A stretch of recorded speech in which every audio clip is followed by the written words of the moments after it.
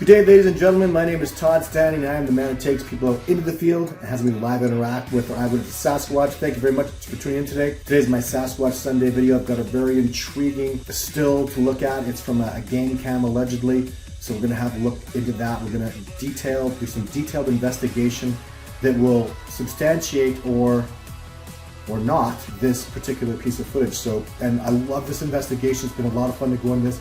Looking at multiple different pictures, so let's have a look at that right now. Stay tuned.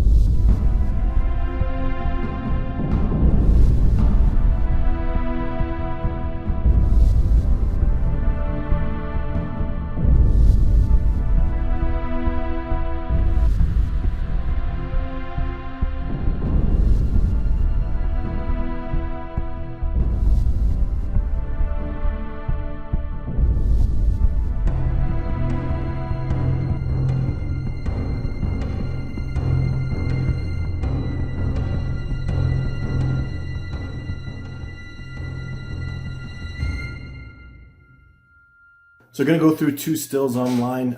Here's one of them, and I think this is a trail cam, and in fact that's the information that I've received. I'm not absolutely sure yet.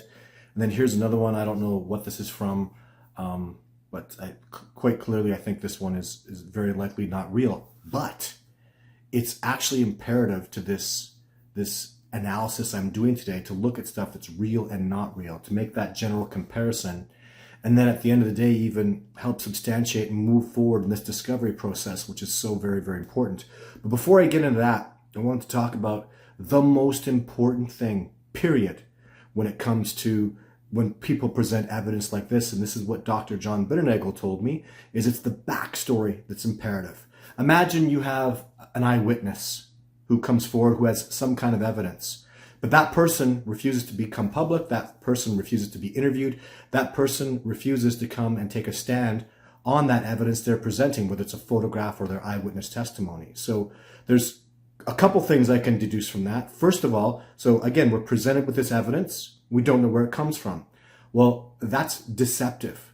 That is lacking integrity, and that is cowardice. If you have a piece of evidence, you've seen something, it doesn't take much bravery, I don't think, to come forward and say, hey, this is my photograph, this is how I got it. Maybe even you don't have to, it's understandable that you don't come forward with the location, because people might show up to shoot it, or you might have some kind of research going on. Or even if you're just a hunter, you don't want a bunch of jerks running around there looking for Bigfoot, messing up your hunting. So that's perfectly acceptable. But if you don't come forward, you're being deceptive. Now, how are we supposed to believe anybody's evidence if they're being deceptive? In a court of law, under the guise of justice, you have to be interviewed by the prosecuting and on the opposite side. You have to have both of those, right? So both the defendant and the prosecution both have to, in all fairness, at bare minimum, have to be able to interview the subject. And if we don't have that, I find that immensely deceptive. I start off with an enormous huge red flag, and then we go from there as best we can. So what I'm going to do today is I'm going to show you real definitive pieces of footage that's going to either substantiate or disprove as best we can. Now, what I'm going to start out with, first and foremost, is the Patterson footage. And what we're going to look at here, first and foremost, is the foot and how the hair comes onto the foot. As you can see in this photograph, particularly, what I have to say for this photograph is the feet look impressive to me. And I've been impressively fooled. First of all, I would substantiate this photograph as being inauthentic because of the acrylic look of the hair. Of course, again, no backstory, but, if this was legitimate and real, I just don't think so. I mean, I'm going to highly say, lean heavily towards this being fraudulent, that on so many levels. The hair looks wrong, the hand looks off, the body proportions are off. But what's a giveaway with this is in the area where the feet are, look at how the hair lack. Look how the Achilles tendon is showing and pronounced. It looks impressive. Don't get me wrong. I'm impressed. But what I'm going to show you and try to substantiate today is in my own eyewitness accounting and in other pieces of authentic footage of gorillas and Sasquatch, the hair covers all the way down. And what my theory is going to be is if we can substantiate that even on lowland gorillas, these are the photographs I have. I couldn't find any mountain gorilla photographs. Mountain gorillas have a little more hair. They're up in the mountains, they're in a little colder atmosphere, and so they're going to have a little more hairs. But these lowland gorillas, as we can have a look at these photographs right here, you can see in the foot, the hair comes right down, it covers the Achilles, and it goes right down entirely to the bottom of the feet, top to bottom. And of course, we can assume that Sasquatch, who are cold weather primates, who have to thrive and survive in cold weather, are going to have significantly thicker hair and significantly more hair. These lowland gorillas have significant amounts of hair covering it. So, and then again, here's a photograph or a video that I eyewitnessed in person in my video 3 footage, and I do recall there being hair all the way down to the bottom of the Sasquatch. I also have had multiple other sightings that I will testify to here and now, where there was no Achilles, no bottom of the feet showing. The hair went right down to the bottom of the foot. And again, we see that in the Patterson footage. My footage is quite inconclusive, unfortunately, because it was only filmed in 480p at the time. This footage, remember, was filmed way back in 2006. So it was filmed on DV tape. So not tremendous evidence there, but just based on my eyewitness testimony, what I've seen from the Patterson footage, and what we can deduce from known primates like gorillas and chimpanzees, that the hair should go all the way down. So I'm going to deduce based on that information alone that this particular photograph right here is inauthentic, based on other things as well. The acrylic look of the hair, although it's in sunshine, I think sunlight significantly gives away that acrylic artificial hair look more so than anything else. So, and I've personally experienced that. However, there are times where I've seen certain situations, like they don't film gorillas. National Geographic, I've spoken to National Geographic photographers, and they do not take photographs or videos of gorilla when they're wet because they look fake and plastic. That's how significantly important it is to have that knowledge. People will look at it and go, that photograph looks terrible, that gorilla doesn't look real. I'll even put in this little bit of a photograph here, because this is a photograph I did a video of, and I believe it is inauthentic. However, I think it's quite good for being inauthentic. I find that the hair in the sunlight here looks pretty decent, but I think the blur sort of allows for that inability for me to differentiate between what I call that acrylic kind of artificial looking hair and authentic real hair. And remember that gorillas, chimpanzees, human beings, and Sasquatch all have hair. We don't have fur. So big, huge difference in primates and hominids is we don't, fur is layered, and in my opinion, quite superior to hair when it comes to repelling water, and well, I don't think that's even debatable, and keeping warm. Back to now this photograph again, and I start this photograph out with a huge red flag unless there is a backstory. Remember, we're on the internet. I don't know if there's a backstory. I'd love to hear about it. Please send me an email, bigfootencounter@gmail.com, if you have more information about this alleged still photograph that was allegedly taken on a game cam. Again, that's all the information I have. Don't be upset if I'm wrong. I'm just giving you the information that I have, because beyond that red flag, when I look at this piece of video evidence, I'm seeing hair that goes all the way down the Achilles. I'm seeing proportions that could potentially be Sasquatch. I'm seeing body hair that looks reasonably good. So I'm saying this has potential to be authentic. If you disregard the enormous red flag that where's the person, where's the story? The reason people don't want to come forward and hide away is they're worried about ridicule. Well, stand in your power. Be brave. I mean, I'm out here with neck deep in it, forehead deep in it, saying my footage is real, they're authentic and legitimate. And can you imagine, so even take some time to take a deep breath, because this is what most people do when they see a Sasquatch. And I've shown this many times over. When I take people out on expedition, as I do, and they specifically eyewitness a Sasquatch, and remember, an eyewitness accounting comes with so much more, because once they see the Sasquatch, we're totally transparent. We go out in the wilderness, we find the tracks, we see the breaks, whatever the other evidence is out there, get further interactions from them. I mean, it's absolutely astonishing and amazing, all that happens beyond the sighting on my expeditions. But what I find universally, without exception, this is nothing short of awesome, is they'll disbelieve it. They'll go home and the paradigm sits in, well, Bigfoot can't be real. And then they'll start thinking, well, I was faked, I was hoaxed. And they'll go through all the preposterous reasons that that could happen.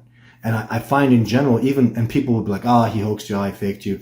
And the more people settle into, no, that couldn't have happened. No, it couldn't be a person out there. No, that was incredible. Wild bush. Those are real tracks on the ground. The more that they set in with the truth starts to affect them, the more they start to realize they indeed did see a Sasquatch. And usually it takes 3 to 6 months before I get a phone call going, man, I really saw a Sasquatch. And I'm like, I know. Because I even talk about this personally. When I had first filmed video 2 and 3, I got those 2 videos over that same approximate week out in the wilderness, being guided by other people that had significant knowledge of Sasquatch. When I came back, I'm sure I would have failed the lie detector test, because I knew I was telling the truth and I knew they were real, but saying it made me feel so asinine.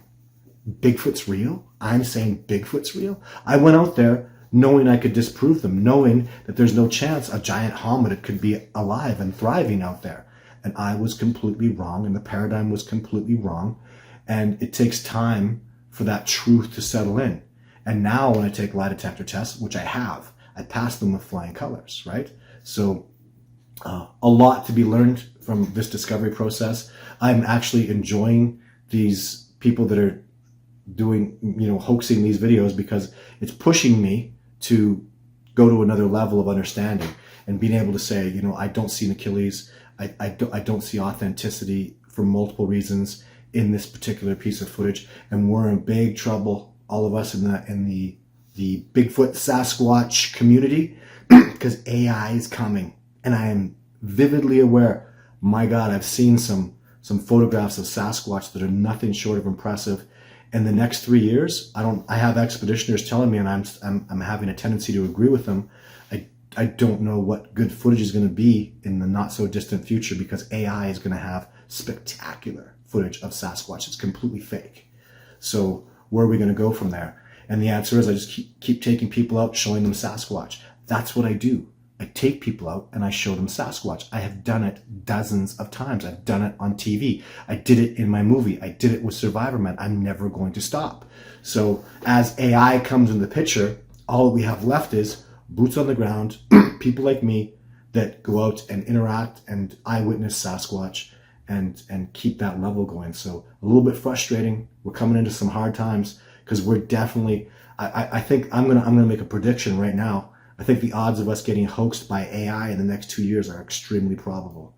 So, and I will not, knowing that they'll actually have footage like my footage, the Patterson footage, the Freeman footage that's likely real. There's and multiple videos that I've done personally, like the Michigan Eagle Cam.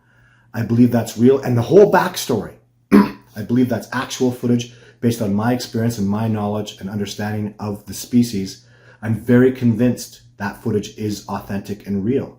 So we still have those backstories and those real life incidents, but I guess even more so, when it comes to AI, the backstory is going to be absolutely imperative. And there are people like the Paul Freeman footage, like the Patterson footage, like Todd Standing, who say, hey, this is where I shot it, this is what I do. And even what I've done, which is, well, the Freeman footage, my God, that man took people out and cast the most incredible tracks. I mean, even if the Freeman footage isn't real, Paul Freeman cast legitimate 100% authentic tracks that are completely not hoaxable. So if he hoaxed a Sasquatch video, he was legitimately doing Sasquatch research at a level that is literally to this day unprecedented. He literally took Jeff Meldrum out for a ride and got dermal ridge footprint tracks that are totally anatomically correct and brilliant. So that much I'll say for Paul Freeman, at a very minimum, is his footage and his research were absolutely real and authentic. And we need people like that, boots on the ground. And who is replacing Paul Freeman? It's sure not me. I do my research in the Rocky Mountains. I've seen authentic, amazing tracks that would match the Freeman tracks that he's gathered in numerous accountings. I've maybe had 1/100th that kind of success, because in the Rocky Mountains, it's rocky. There are rocks everywhere. The ground is rock hard. And the tracks that I get are very few and far between, and I don't have that ability. Freeman was working in Northern Oregon and Northern California and Southern Oregon, where there's significant amount of soft terrain where Sasquatch leave tracks very regularly. And again, how frustrating is that? Who's replaced his footage when Paul Freeman passed away. His son didn't take on his research. No one's out boots on the ground that I know, that I have any access to. And if there is somebody, I would like to meet that person. If you want to reach me, I'm being very transparent about that. BigfootEncounter@gmail.com. If you've had an experience with Sasquatch, or if you're doing amazing research and you would like to cooperate with us, I'm very open to that possibility. So thank you very much for tuning into my Sasquatch Sunday video. Much more to come. And until then, take care. Bye for now.